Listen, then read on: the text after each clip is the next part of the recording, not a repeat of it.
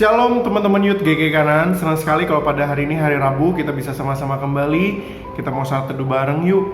Nah teman-teman, hari ini kita mau sama-sama melihat tentang satu tema, yaitu Our Almighty God. Nah teman-teman, hari ini kita akan sama-sama melihat secara khusus dari tulah yang kelima sampai tulah yang ketujuh di dalam Kitab Keluaran pasal yang ke-9. Secara tidak langsung, Kitab Keluaran pasal yang ke-9 ini mau bilang tulah yang kelima ini penyakit sampar pada ternak. Yang kedua, penyakit barah, yaitu satu pandemi barah yang ada waktu itu. Dan juga tulah yang ketujuh yaitu adalah hujan es. Nah teman-teman, mari kita sama-sama membuka Alkitab kita. Kita memperhatikan secara khusus ayat yang ke-7 saja, ayat yang ke-12 saja, dan ayat yang ke-35 saja. Ya, mari kita sama-sama membacanya. Teman-teman, mari kita memperhatikan Alkitab kita bersama-sama. Demikian bunyi firman Tuhan. Lalu Firaun menyuruh orang ke sana, dan sesungguhnya lah dari ternak orang Israel tidak ada seekor pun yang mati. Tetapi Firaun tetap berkeras hati dan tidak mau membiarkan bangsa itu pergi. Ayat yang ke-12. Tetapi Tuhan mengeraskan hati Firaun sehingga ia tidak mendengarkan mereka, seperti yang telah difirmankan Tuhan kepada Musa. Dan terakhir teman-teman, ayat yang ke-35. Berkeraslah hati Firaun sehingga ia tidak membiarkan orang Israel pergi, seperti yang telah difirmankan Tuhan dengan perantaraan Musa. Nah teman-teman, di dalam bagian ini mari kita sama-sama melihat bahwa Tuhan menunjukkan seberapa kuatnya Dia kepada pribadi Firaun yang masih bersikukuh melarang orang Israel untuk beribadah. Nah teman-teman, di dalam bagian ini kita dapat melihat sesungguhnya meskipun kedahsyatan dan kebesaran Tuhan sudah dinyatakan berulang kali kepada Firaun, tetapi teman-teman, 3 kali dicatat lalu Firaun mengeraskan hatinya. Lalu Firaun memiliki satu sikap hati yang keras. Nah teman-teman, apa yang telah dilakukan oleh Firaun ini bukannya justru malah mendatangkan berkat bagi Firaun, tapi malah mendatangkan kutuk demi kutuk lagi bagi Firaun dan bagi Mesir secara keseluruhan. Nah teman-teman, terkadang di dalam hidup kita, mari kita sama-sama lihat dan kita sama-sama sadari, bukankah kita juga seringkali mengeraskan hati kita untuk Tuhan, bukan? Seringkali kita hanya mengabaikan setiap seruan dari Tuhan. Kita mengabaikan setiap tanda dari Tuhan, dan hati kita tetap keras. Contoh, waktu diajak untuk KTB, mungkin kita berkeras hati bilang, males segala macam susah. Teman-teman, mungkin kita ini mirip seperti Firaun, tapi kita berada di zaman now, teman-teman. Ketika diajak untuk Zoom Fellowship, kita terus-menerus menolak dengan banyak alasan, teman-teman. Ketika diajak untuk puasa, teman-teman, susahnya setengah mati. Kita mengeraskan hati kita, kita membiarkan hati kita untuk tidak disentuh oleh Tuhan. Nah teman-teman, kalau itu adalah engkau, kalau itu adalah saya, kalau itu adalah kita, teman-teman, hari ini firman Tuhan mau datang kepada kita, mau berkata, ayo belajar dari kegagalan Firaun. Ayo kita belajar dari kegagalan Firaun yang mengeraskan hati. Sesungguhnya Tuhan yang begitu besar, our Almighty God, itu ingin memberkati engkau, ingin memberkati masa depan engkau. Asalkan engkau mau tunduk, percaya, dan taat padanya. Asalkan engkau mau tunduk, percaya, dan taat kepada our Almighty God. Bukannya seperti Firaun yang mengeraskan hati kita.